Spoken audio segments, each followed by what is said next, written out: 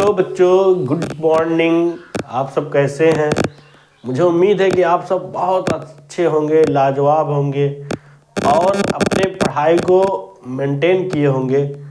इसी के साथ मैं आज जो है ग्रुप डी का जो आरआरबी ग्रुप डी में जो तमाम क्वेश्चन आते हैं मैथ से, जो संख्या पद्धति से जो रिलेटेड सवाल आते हैं, तो इकाई का अंक ज्ञात करना किसी संख्या में, मैंने बताया, एक लेक्चर बता भी दिया हूँ कि किस तरह से कि कोई भी संख्या है उसका आधार के इकाई का अंक 1 हो, 0 हो, 5 हो, 6 हो, तो उस पर कोई भी घात होने पे उसका मतलब इकाई का अंक क्या होता है। और ये भी मैं बताया कि अगर किसी संख्या के आधार का इकाई का अंक 2 हो, 3 हो, इसके बाद 4 हो, उसके बाद 7 हो, 8 हो, 9 हो, तो उस पर कोई भी घात होने पे कैसे हम उसका इकाई का अंक ज्ञात करेंगे। तो आइए कुछ मैं एग्जाम्पल बताऊंगा। उस दिन भी मैंने बताया था एग्जाम्पल।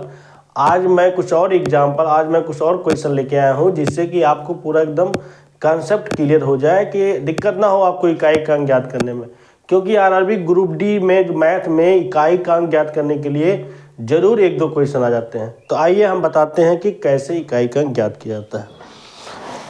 जैसे लिखा है 233 पे घाते, पहला क्वेश्चन है कि 233 पे घात 374 में इकाई का अंक ज्ञात कीजिए। इकाई का अंक ज्ञात कीजिए। देखिए, इसमें आप ध्यान दीजिए कि ये जो मतलब सॉल्यूशन देखिए इसका, इसमें जो संख्या है, ये जो 273 है, इसमें आधार 233 है। आधार 233 है और इस आधार का इकाई का अंक 3 है। इकाई का अंक क्या है? 3 है। तो हमने बताया था कि अगर कोई संख्या है उसका आधार का इकाई का अंक 3 है, ये नीचे वाला ये आधार है, ये क्या है? ये जो पूरा है इसे हम कहते हैं आधार, इसे कहते हैं आधार और इसे कहते हैं घात। तो ध्यान दीजिए, इसमें आधार का जो इकाई का अंक है, ये इकाई है, ये दहाई है, ये सैकड़ा है। तो इकाई का अंक 3 है। तो मैंने बताया था कि किसी संख्या के आधार का अगर इकाई का अंक 3 हो तो उस पर जो घात होता है उसमें हम 4 से भाग करते हैं। और 4 से विभाजन का नियम ये होता है कि कोई भी संख्या है 4 से तभी कटती है जब उसके अंतिम 2 अंक क्या हो, 4 से कटते हैं। तो हमें सब अंक नहीं देखना है, केवल 2 अंक देखना है कि 4 से कट रहा है कि नहीं। 74, इसको 4 से काटना है। तो जो शेषफल आता है उसी को हम, जो आधार का इकाई का अंक है, उस पर चढ़ाते हैं घात। तो जो मान आता है उसी से हम उसका इकाई का अंक ज्ञात करते हैं। 4 से भाग करेंगे, 4 एक कम 4, अब 7 में से 4 गया 3, इसके बाद उतारिए 4, 34, 4 32 हो गया। अब देखिए 4 में से 2 गया 2, कैंसिल हुआ, 2 आया ना शेषफल, ये शेषफल होता है। तो जो शेषफल रहता है, इसी शेषफल को जो है इस संख्या का जो इकाई का अंक है, मतलब 233 का इकाई का अंक क्या है? इकाई का अंक बराबर 3 है। इसी 3 पे जो शेषफल है उस घात चढ़ाते हैं। तो 3 का स्क्वायर बराबर हो जाएगा 9, इसलिए इकाई का अंक क्या हो जाएगा? 9 हो जाएगा। तो आंसर हो जाएगा 9। मतलब ये जो संख्या है इसका इकाई का अंक क्या होगा? 9 होगा। इसके बाद नेक्स्ट क्वेश्चन है, दिया है एक और क्वेश्चन इस तरह दिया है कि दूसरा है, लिखा है 7 पे घात 65 है। 7 पे घात कितना है? 65 है, गुणे 6 पे घात 41 है, गुणे 3 पे घात 57 है। इसमें जो है आपको इकाई अंक होगा बताना है। में इकाई अंक होगा बताना है, मतलब कौन सा, मतलब ऑप्शन इसमें सही बताना है कौन सा इकाई का अंक होगा। ए है, लिखा है 7, बी है, लिखा है 6, और सी ऑप्शन है, लिखा है 3, और डी ऑप्शन है, लिखा है कोई नहीं। कोई नहीं। आपको बताना है इसमें से कौन सा ऑप्शन सही है। आपको इसमें बताना है कि इकाई का अंक क्या होगा, 7 होगा कि 6 होगा कि 3 होगा कि कोई नहीं होगा। तो देखिए इसका सॉल्यूशन, लिखा है 7 पे घाते 65, गुणा है यहाँ पर, सॉरी गुणा है यहाँ पर, गुणे 6 पे घात 41 गुणे 3 पे घात 57। तो देखिए ध्यान दीजिएगा, मैंने बताया है कि अगर कोई 7 आधार, अगर 7 है कि आधार नीचे 7 है ना, तो आधार 7 है और इकाई का अंक भी 7 है, उस पर घाते 65 है। तो हम क्या करेंगे, 4 से भाग करेंगे। अगर कोई मतलब हम बताए हैं विभाज्यता, मतलब ये जो इकाई का अंक ज्ञात करने का जो मतलब तरीका होता है, मेथड होता है, मैं बताया हूँ कि अगर 7 रहे तो उस पर जो घात है उससे हम क्या करते हैं, 4 से भाग करते हैं।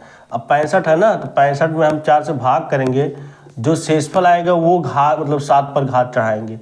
जैसे 4 एकम 4 हो गया, 6 में से 4 गया 2, उसके बाद 5 उतारिए, 4 छक 24 हो गया, 1 हो गया। तो शेषफल कितना है, 1 आया है ना, इसलिए 7 पे घाते 1 हो जाएगा प्लस नहीं गुणा है। इसी प्रकार जो है यहाँ 6 हम बताए हैं कि 6 अगर है कोई संख्या, मतलब अगर किसी संख्या का इकाई का अंक 6 है तो उस पर कोई भी घात चढ़ा हो तो वही 6 ही आ जाता है, तो इसका 6 ही हो जाएगा। गुणे ऐसे 3 पे घाते 57 है, तो 57 में हम 4 से भाग करेंगे। 4 एकम 4 हो गया, 5 में से 4 गया 1, 17 हो गया, 4 चौक 16 हो गया, 1 आ गया। तो ये जो शेषफल रहता है यही हम चढ़ा देते हैं घात 4 से काटने के बाद। अब देखिए जो है 7 छक 42 हो गया, गुणे 3 हो गया। तो हमें इकाई के अंक से मतलब है, ये भी इकाई का अंक है, ये भी इकाई का अंक है, तो 3 का गुणा 2 में करेंगे, 3 दूनी 6 और 3 चौक 12। हमें इकाई के अंक से मतलब है तो ये 6 हो जाएगा। तो हम कह सकते हैं कि इसका जो इकाई का अंक ये 6 होगा। ऑप्शन नंबर बी क्या है, करेक्ट है। तो इसी तरह से क्वेश्चन ग्रुप डी में आता है, इसे दिया रहेगा क्वेश्चन और ऐसा ऑप्शन दिया रहेगा, आपसे पूछा जाएगा कि कौन सा इसमें इकाई का अंक होगा। इसका स्क्रीनशॉट ले लीजिए, इसके बाद मैं नेक्स्ट क्वेश्चन बताऊंगा।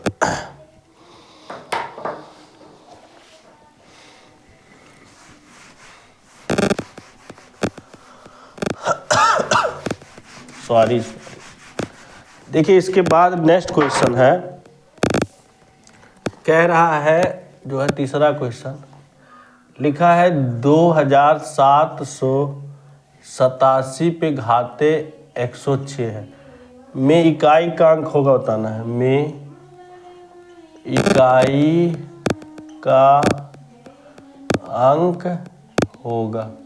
इसमें बताना है कौन सा इकाई का अंक है। देखिए ऑप्शन दिया है, ए है, लिखा है 5। आप सभी लगाते रहिए ना, जो लोग देख रहे हैं वो भी मतलब अपने कॉपी में लगाते रहें और कमेंट करते रहे, जिनका आंसर आ जाए वो कमेंट करके ज़रूर भेज देंगे। और सी है 7 और डी है 8। इसमें बताना है कि इकाई का अंक क्या होगा। लिखा है 2787 पे घाते 106 है, में इकाई का अंक याद कीजिए। तो आप क्या करिए, पहले देखिए जो संख्या है ये आधार है, इस आधार का इकाई का अंक क्या है, इकाई का अंक 7 है। तो 7 है, मैंने बताया था कि अगर इकाई का अंक किसी भी संख्या के आधार का इकाई का अंक 7 हो तो हम क्या करते हैं कि जो उस पर घात होता है उसमें 4 से भाग करते हैं।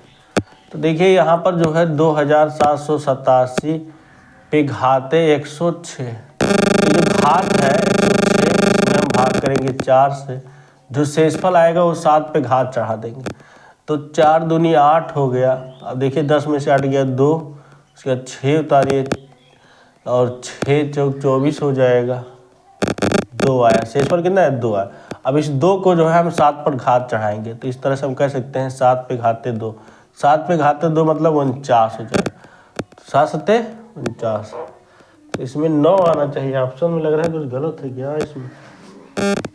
105, अच्छा सॉरी यहाँ 105 है, यहाँ पर जो है 105 लिखा है, यहाँ 105 कर लीजिएगा, यहाँ पर 105 देखिए 1 आ जाएगा ना।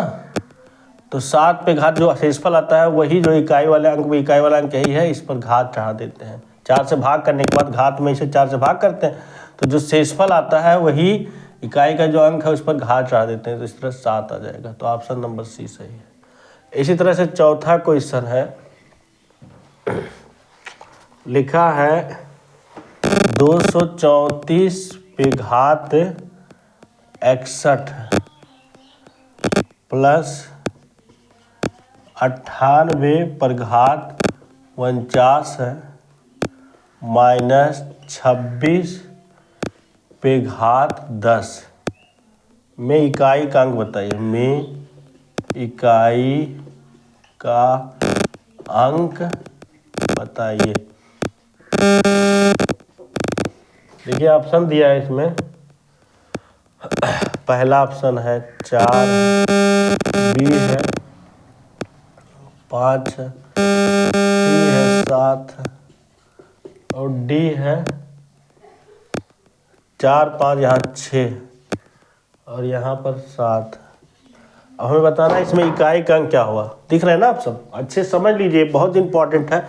हर एक कंपटीशन में, हर एक नौकरी में इस टाइप का सवाल आता है और बच्चे ज़्यादातर इसमें जो है गलत कर देते हैं, क्योंकि कॉन्सेप्ट नहीं समझ पाते हैं कैसे क्या करना है और इतना आसान क्वेश्चन को जो है गलत करके चले जाते हैं और नंबर उनका चला जाता है। तो देख लीजिए इसमें क्या है कि पहले यह ध्यान दीजिए कि ये जो आधार है, आधार में इकाई का अंक क्या है 4 है और 4 पे घात 61 है। तो 61 में 4 से क्या करते हैं, भाग करेंगे। तो 4 से भाग करेंगे, देखिए 4 एकम 4 हो गया, बचा 2 21 और 4 चौक 16, 4 पंचे 20, बचा 1 हासिल।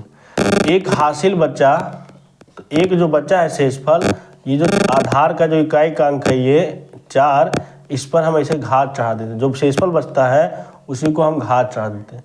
इसी प्रकार इसमें भी हम 4 से भाग करेंगे, 4 एकम 4 हो गया, अब 4 दूनी 8 हो गया, 1 हासिल बचा कि नहीं बचा, 1 शेषफल बचा, तो इसको भी हम जो है 8 पे घात ऐसे चढ़ा देते हैं, एक जो बचता है -26 और लास्ट में अगर 6 हो कोई भी संख्या है, अगर उसका इकाई का अंक 6 है तो वही हो जाता है, मतलब उसका इकाई का अंक घात कुछ भी रहे उसका इकाई का अंक वही रह जाता है। देखिए 26 है ना, संख्या का इकाई का अंक क्या है 6 है, तो इस पर कोई भी घात हो तो इसका जो पूरा का इकाई का अंक होगा, इसे सॉल्व करेंगे तो 6 ही आएगा।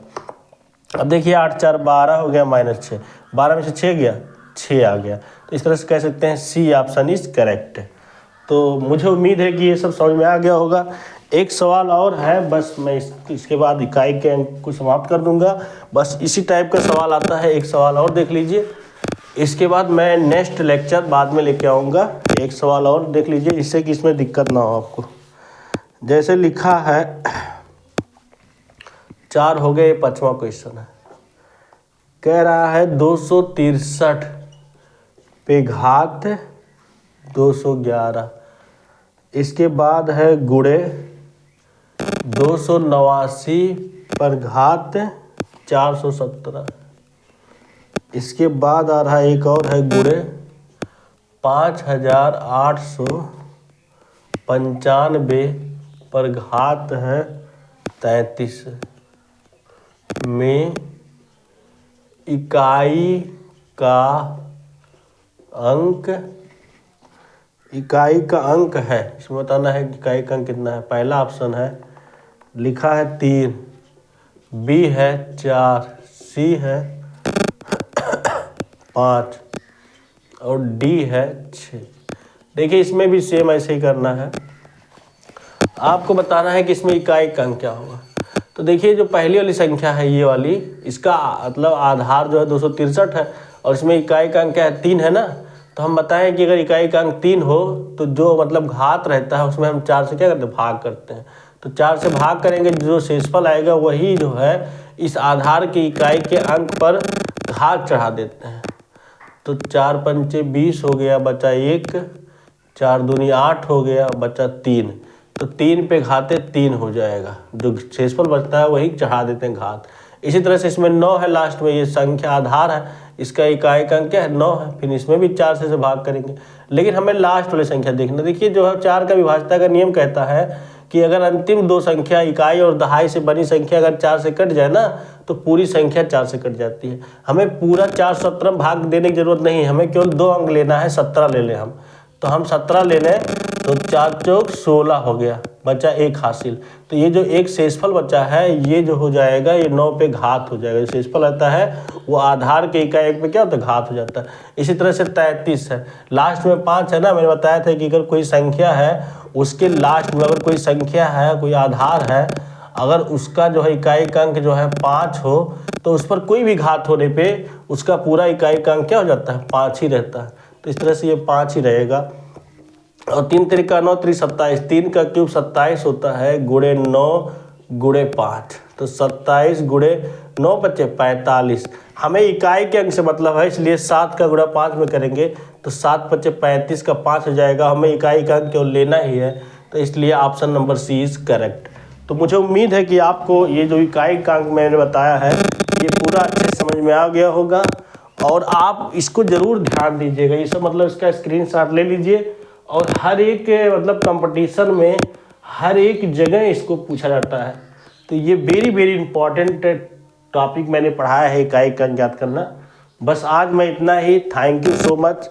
आप सभी लोग खुश रहिए, मुस्कुराते रहिए, और मेरे चैनल को सब्सक्राइब जरूर करिए, लाइक शेयर जरूर करिए। आप ही सबके सपोर्ट से, आप ही सबके सहयोग से मैं इस चैनल को चला रहा हूँ, इसी उम्मीद के साथ कि आगे चल के ज़रूर तरक्की किया जाएगा। धन्यवाद।